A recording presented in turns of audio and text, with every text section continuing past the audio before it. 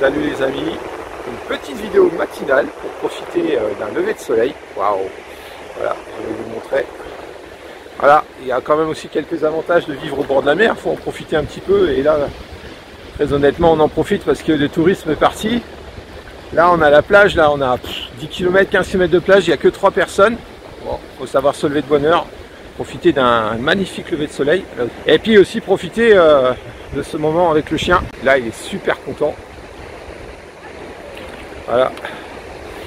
Et on lui fait faire son petit sport matinal. Voilà. Donc une nouvelle vidéo que je fais en 2 parties. Donc voilà la première partie. Je vous souhaite un bon visionnage et moi, tant qu'à ça, je vais profiter de mon chien et de ma femme. A bientôt, ciao.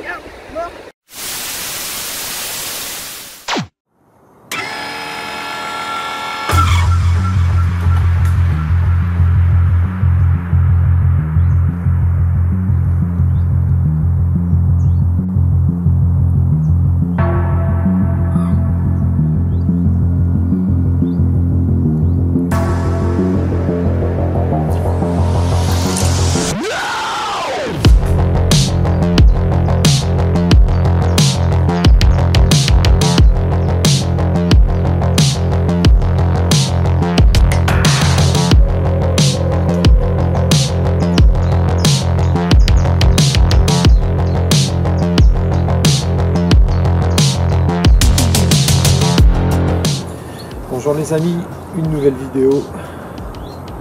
Cette fois-ci je suis dans le domaine public, sur un secteur que vous connaissez. En fait, donc je suis sur la PPMA de Pont-de-Mer, sur les différents plans d'eau qu'il y a du coin. Donc là on est de nouveau sur le plan d'eau du Carpodrome, sur un nouveau poste, un 3e que je découvre aujourd'hui. Comme je vous ai expliqué dernièrement, je commence la première chose, j'ai choisi un poste, je passe le dipper. Pour voir un peu ce qui se passe. Donc on va faire une rapide analyse ensemble et puis vous me direz dans les commentaires si ça vous intéresse quelle aura été votre stratégie. Alors donc là je vous montre donc là j'ai sondé différents endroits hein. Voilà. Ce que je peux constater, c'est que en fait le fond là, à peu près à 25-30 mètres, j'ai 2 mètres 10, 2 mètres 20 de profondeur. Ok, je continue. Donc là j'avance en fait en direction de la berge où je suis situé, là vous voyez. Et là je commence à avoir la cassure ici qui est très intéressante. La cassure que j'ai estimée à peu près à 8 mètres 50. Donc comme je suis avec des cannes qui font maxi 8 mètres 50, 1 mètre 40 de profondeur, je vais essayer de tenter de venir sonder là pour voir si j'arrive à essayer de pêcher la cassure pour pouvoir pêcher juste à ras de la cassure. Si vraiment je suis embêté, je passerai au feeder et je pense que je pêcherai ici. Il n'y a pas besoin de pêcher très longue distance. Je ferai un coup quand même au feeder ou aux méthodes à longue distance pour voir, mais le poisson va venir se balader par là. En plus c'est sur un poste apparemment je suppose qui est praticable, qui est assez pêché. Après sur ma droite là, ici vous avez un arbre, donc j'ai la berge qui s'en va sur la droite ici. Là je viens de sonder, j'ai à peu près 50 cm de flotte. Le dipper n'arrive pas à détecter la profondeur, donc ça doit très rapidement monter. Comme vous pouvez le voir sur la présentation, ce qu'on peut voir ici. Là on voit la cassure, en fait après c'est les herbiers, ici on a quelques herbiers. Ça monte très rapidement, donc je vais pêcher vraiment dans la pente. Je sais pas trop, en fait là ce qu'il faut que je fasse, maintenant j'ai une idée après au niveau du dipper. Ce qui va être intéressant, c'est de prendre traditionnel la canne, sonder, voir la facilité ou pas. Là, le poste de droite peut être intéressant si en pêche de bordure, pour essayer de faire des poissons. Et si je vois que c'est vraiment trop galère, je pense que je ferai une pêche au feeder. Bon, je vais monter quand même mes 2 cannes, la canne au cou et la canne feeder. Et donc en espérant que ma stratégie sera la bonne. Donc comme je disais, n'hésitez pas à me laisser un commentaire. Dites-moi vous comment vous auriez abordé ce poste. Est-ce que vous auriez fait une pêche à longue distance ? Est-ce que vous feriez une pêche en bordure en cherchant les cassures? Donc voilà, donc dites-moi, participez, ça m'intéresserait aussi de donner votre avis. Ça me permettra aussi moi de lire vos commentaires et puis de me faire une autre opinion parce que en ce moment la stratégie que j'emploie, elle ne fonctionne pas. Est-ce que c'est les conditions climatiques? Parce que c'est assez difficile en ce moment avec les températures qu'on a en septembre, c'est surprenant, on se croira plutôt au mois de juillet. Est-ce que c'est peut-être aussi le pêcheur tout simplement qui déconne en ce moment, hein, qui a une approche, j'ai toujours la même approche un peu partout, mais actuellement ça marche pas. Voilà. Allez, je me prépare, on se dit à tout à l'heure.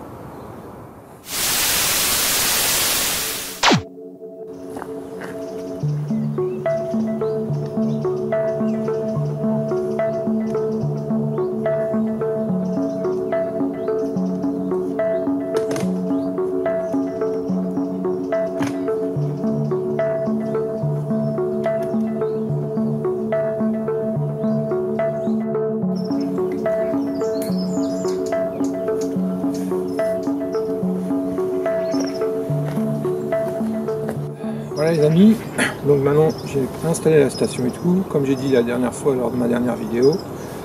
La chose la plus importante maintenant, la première étape on va sonder, la deuxième j'installe la station, et la troisième c'est la préparation des amorces. Hop. Alors comme j'ai expliqué, je vais essayer de pêcher aujourd'hui plutôt aux méthodes qu'à la cage. C'est juste un choix personnel, j'ai plus envie d'éviter la farine. Donc là j'ai quand même par sécurité, si vraiment ça ne fonctionnait pas, du baby corn broyé. Voilà. J'ai la fameuse Specie aussi que j'ai abordé déjà dans mes deux dernières vidéos, que j'ai pris en sécurité. C'est quand même quelque chose qui marche bien. Donc même aux méthodes ça marche très bien aussi. On verra. Aujourd'hui, je vais utiliser les 2 mm, les Sticky méthode pelée en Banoffee. C'est les nouveautés de cette année. Voilà. Qui, en tout cas, que j'ai pu tester à différents endroits et ça marche super bien. Les micro-pelés avec des dumbbells, hein, pour changer les trucs qui fonctionnent, pour pêcher aux méthodes. Voilà. J'essaierai les nouvelles cages ICS que je dois avoir. Voilà les différentes gammes en ICS, méthode, cage. Et nouveau pour utiliser justement avec les pelés Banoffee, j'ai envie de vraiment d'essayer. Ce sera la première fois, c'est une nouveauté. En plus, comme j'ai tendance à pêcher sur une pente, ça serait très intéressant de pouvoir avoir le montage positionné sur la pente comme ça.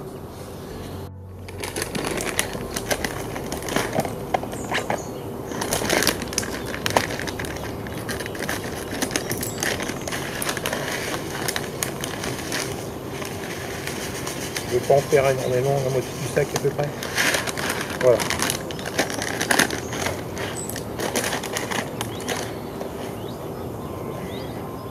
Après on peut rajouter, ceux-là ils sont déjà aromatisés à la banane, donc il n'y a pas forcément besoin de rajouter de l'arôme dedans, mais pour des pelés on va dire neutres, vous pouvez rajouter un arôme dans l'eau de trempage qui va servir à préparer vos pelés. Voilà. Dedans. Alors, normalement on les trempe, on les sèche, on les ressort, ils sont prêts. Moi je les laisse tremper un peu, je vais laisser travailler un petit peu, et comme j'explique, ensuite je laisse l'eau imbiber le pelé un certain temps. Après, de toute façon, vous pouvez vérifier, ah, ça y est, c'est déjà bien. On voit la couleur. Pour vous montrer, déjà, il y a l'arôme qui est déjà, l'eau elle est déjà jaune. De toute façon, là, c'est l'arôme qui est dans l'eau en fait, hein, tout simplement. Donc, vous les trempez 2-3 fois. Hop. Le mieux c'est de les préparer aussi la veille, les mettre au frigo, ça peut être sympa aussi. Comme ça vous les avez tout prêts en arrivant le matin. Voilà. Je vais vérifier. Ils sont prêts. Vous voyez, c'est vraiment rapide.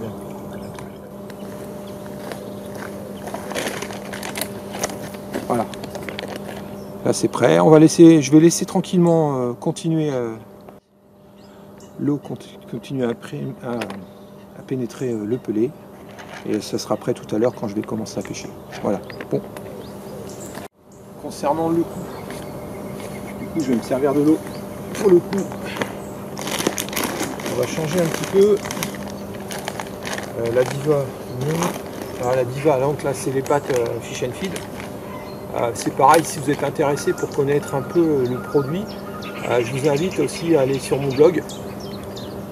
Blog Thierry Bonvacher, vous avez le lien qui s'affichera ici normalement, où j'explique un peu les produits et les pâtes, quelles pâtes faut utiliser en fonction des profondeurs et tout. Bien sûr, c'est mon retour d'expérience par rapport aux étangs de pêche, c'est pas forcément la réalité, mais c'est au moins une approche pour vous, ça peut vous aider sur le choix que vous devez prendre comme pâte si vous étiez intéressé pour prendre de la pâte Fish and Feed. Donc là on est quand même sur une profondeur d'1,50 m.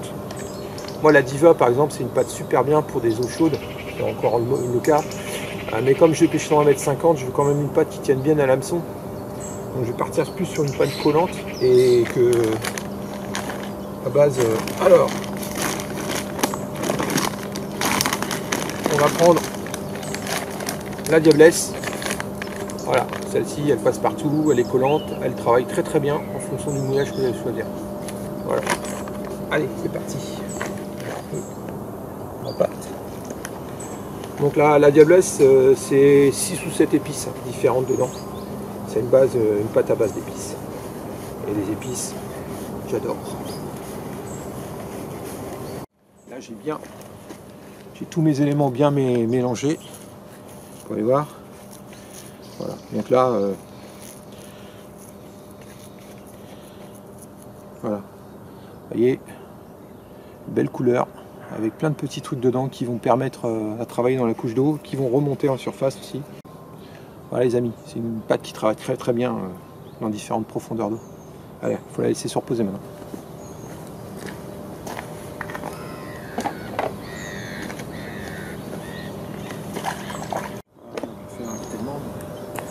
Et en accompagnement pour le coup, commencez à la connaître. Donc là c'est pareil, les pelés diablesse. Voilà. Que j'utilise, c'est 80% du produit que j'utilise le plus. Voilà. Après c'est une histoire de confiance entre le produit et le pêcheur bien sûr. Et les pelés aussi qui ressemblent un peu au babycorn, mais c'est pas du babycorn. C'est j'ai un trou de mémoire, pardon, du maïs crème. Voilà. Une base très crémeuse, hein, bien sûr, qui sont très très bons. Voilà, donc aussi en accompagnement. Et comme j'en ai en ce moment, j'en profite. C'est la période, il faut les utiliser en amorçage et sur une bague aussi, ça peut faire la différence. Du babycorn, voilà les amis. Voilà les amis, mon approche. Donc vous avez vu, hein, c'est assez rapide. J'ai pas préparé pour l'instant de mix, on va dire, ou de farine, parce que j'ai vraiment envie de pêcher aux méthodes aujourd'hui. Donc ce sera vraiment du pelé. En léchage sur l'hameçon, ça sera des bouillettes semi-flottantes ou flottantes de chez Sonubets. En danse, si vraiment le poisson est en fond, j'utiliserai aussi les appâts de Fish and Feed sur la canne feeder, hein, je parle des appâts feeder, et pour le coup ça va être babycorn ou pâte. Voilà maintenant la troisième étape. La différence entre ceux qui passent le temps de le faire, c'est le sondage. Voilà les amis, allez c'est parti.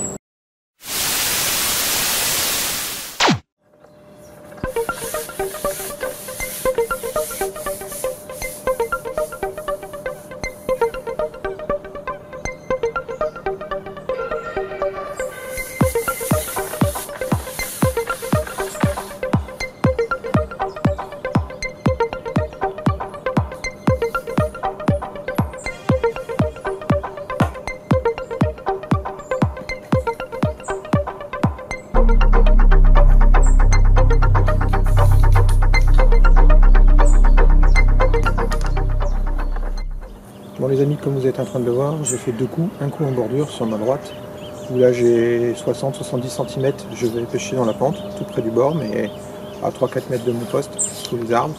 Et en face de moi, à 8,50 m, où j'ai cherché la cassure. Apparemment je l'atteins, il me reste 10-15 cm de bannière, ça devrait le faire, la canne posée sur la barre d'amorçage, ça devrait le faire nickel. Donc